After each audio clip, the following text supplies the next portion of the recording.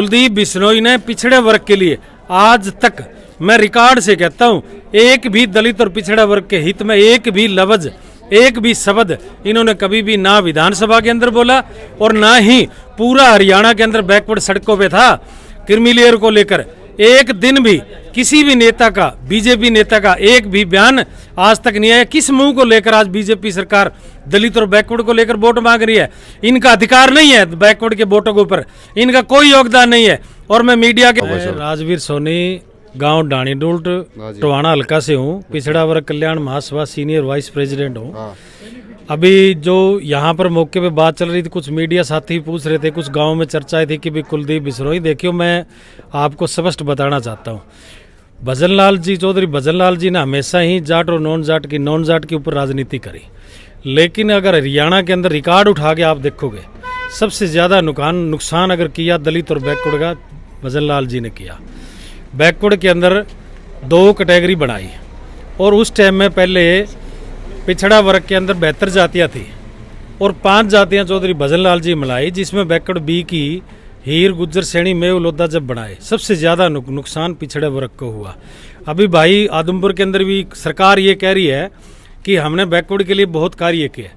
मैं मीडिया के माध्यम से बताना चाहता हूँ, 2016 के अंदर गवर्नमेंट बीजेपी सरकार एक नोटिफिकेशन लेके आई, केंद्र सरकार के अंदर बैकवर्ड की आय की जो सीमा थी वो 8 लाख रुपए थी।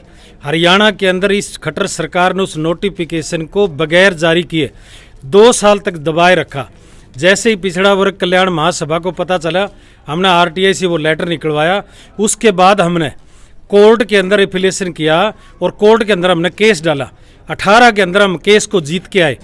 उस फैसले को, केंद्र के सुप्रीम कोर्ट के आदेश को भी माननीय खट्टर सरकार नहीं मान रही और दोबारा से जब हमने फिर ज्ञापन दिया, फिर हमने एक सड़क के माध्यम से मुख्यमंत्री मनोहर लाल खट्टर, और जिस उस समय कुलदीप बिश्नोई भी कांग्रेस के अंदर थे, कुलदीप बिश्नोई ने पिछड़े वर्ग के लिए आज तक, मैं रिकॉर्ड से कहता हूं, एक भी दलित और पिछड़ा वर्ग के हित में एक भी लफ्ज, एक भी शब्द इन्होंने कभी भी ना विधानसभा के अंदर बोला और ना ही पूरा हरियाणा के अंदर बैकवर्ड सड़कों पे था क्रीमी को लेकर एक दिन भी किसी भी नेता का, बीजेपी नेता का एक भी बयान आज तक नहीं आया। किस मुंह को लेकर आज बीजेपी सरकार दलित और बैकवर्ड को लेकर वोट मांग रही है? इनका अधिकार नहीं है बैकवर्ड के वोटों के ऊपर, इनका कोई योगदान नहीं है। और मैं मीडिया के माध्यम से और जो हमारे जो इस चैनल के ऊपर जो भाई देख रहे हैं, भाई साहब मैं आपको बताना चाहता हूँ मीडिया के माध्यम से, सारे के सारे सरकारी महकमे बेच दिए। आज आरक्षण आपका खतरे में है। दलित और पिछड़े वर्ग के लोगों मौका है आपको, अगर इस सरकार को आप चलता कर दोगे तो आपका आरक्षण बच जाएगा। सरकारी बैंक में सारे बेच दिए हैं, प्राइवेट के अंदर आरक्षण नहीं है। अगर बचाना है तो इसको आपको जबान जब्त करानी होगी, तब जाकर दलित और पिछड़ा वर्ग के बच्चों का भविष्य बाबा साहब डॉक्टर भीमराव अंबेडकर का सपना साकार होगा।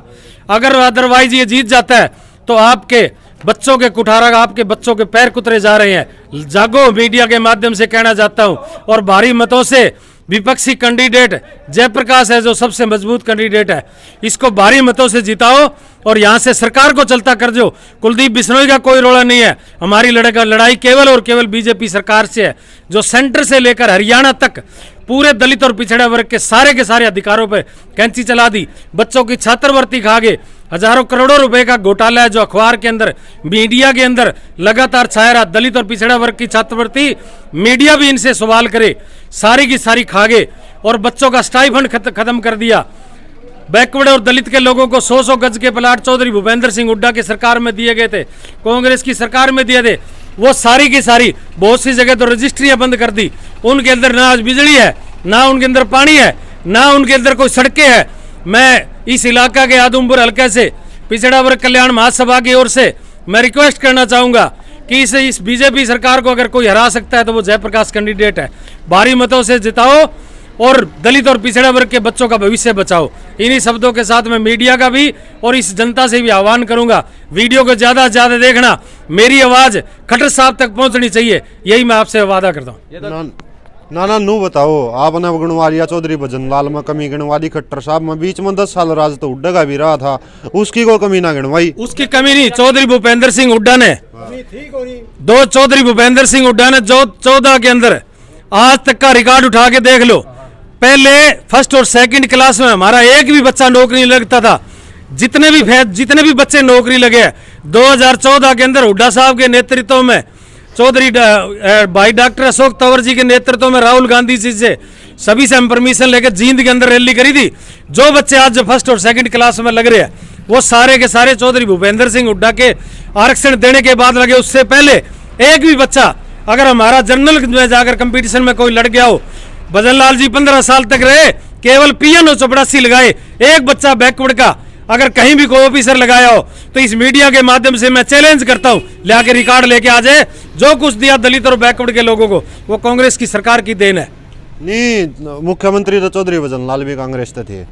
देखो भजन लाल कांग्रेस से थे, लेकिन अपने परिवार को और अपनी बिरादरी को ऊपर उठाने में लगे रहे। दलित और बैकवर्ड के नौकरों के पीएन चपड़ासी की नौकरी दी है, ये हम मानते हैं, लेकिन कोई भी एक भी इंडस्ट्री इस इलाके में चौधरी भजन लाल जी ने दी, एक भी यूनिवर्सिटी नहीं दी, एक भी कोई फैक्ट्री का लोन नहीं दिया, एक भी कोई डेयरी फार्म का लोन हमारे बैकवर्ड के लोगों को नहीं दिया। किस मुंह से यह परिवार मांगता है? चौथी पीढ़ी को केवल और केवल अपने बेटे को एमएलए बनाने के लिए आया है। दलित और बैकवर्ड की बात करने वाला, इससे कोई पूछने वाला ये हो, अगर दलित और बैकवर्ड की इसने कोई विधानसभा के अंदर आवाज उठाई हो, मैं मीडिया के माध्यम से कुलदीप जी को कहता हूं, कुलदीप जी चौधरी भजन लाल जी के हम दलित और बैकवर्ड हमेशा ही हम इनके हमेशा ही ऋणी रहे, हमेशा ही उनके हम साथ रहे, लेकिन इसने भी हमारी मांग को कभी नहीं उठाया। 16 से लेकर आज तक बैकवर्ड के लोग सड़कों पर रहे। पंचायती राज का आरक्षण था भी आया, अरे 6% आरक्षण क्यों, जबकि हमारी आबादी हरियाणा के अंदर 41% है, तो आरक्षण 27% पे कुलदीप अब भी बोल के दिखा दे कि भी मेरे को जिता दो, मैं 27% आरक्षण पंचायती राज के अंदर लागू करूंगा, लेकिन ये नहीं बोलेगा। हमारे लोग सड़कों पर रहे, इसने कभी भी आज तक बयान नहीं दिया। पंचायती राज के आरक्षण 6% क्यों दिया, 27% होना चाहिए था। आज भी हमारे लोग इस सरकार से नाराज है, और जब तक हम इस सरकार को हरियाणा से नहीं खदेड़ देते, बैकवर्ड के लोग, पिछड़ा वर्ग कल्याण महासभा, हम आंदोलन जारी रखेंगे। खट्टर साहब नु कहने लग रहे कि मन ने तो चिराग योजना चला दी, बालका ने सरकारी स्कूल में पढ़ाने की कोई जरूरत को ना, प्राइवेट में पढ़ाओ और 1100 रुपये लो बालक गिल्या। भाई साहब लगभग 1400 स्कूल हरियाणा के अंदर बंद कर दिए। मुख्यमंत्री जी कौन सी चिराग योजना की बात कर रहे हो? अरे चिराग योजना छोड़ो, आपके बच्चे स्कूल में भेज दो, हम आपके बच्चों को दलित और बैकवर्ड के लोग चंदा दे के पढ़ा देंगे उनको। अरे स्कूलों में अध्यापक नहीं है, स्कूलों में शिक्षा नहीं है, स्कूल सारे के सारे बंद पड़े हैं। कौन से मुंह से मुख्यमंत्री बोल रहा है कि हम बच्चों का भविष्य तय करेंगे? केवल और केवल आरएसएस के इशारे पर दलित और बैकवर्ड के बच्चों की पढ़ाई खत्म करने के लिए उतरे हुए हैं। मैं फिर आग्रह करूंगा ग्रामीण लोगों से कि सरकार को चलता कर दो, नहीं तुम्हारे बच्चों का भविष्य खतरे में। बचाना है तो इसको हराना होगा, नहीं तो तुम्हारे बच्चों का भविष्य बर्बाद हो जाएगा। शिक्षा खत्म हो रही है, ये मीडिया के माध्यम से आप लोगों से कह रहा हूं। तो वही है भाई।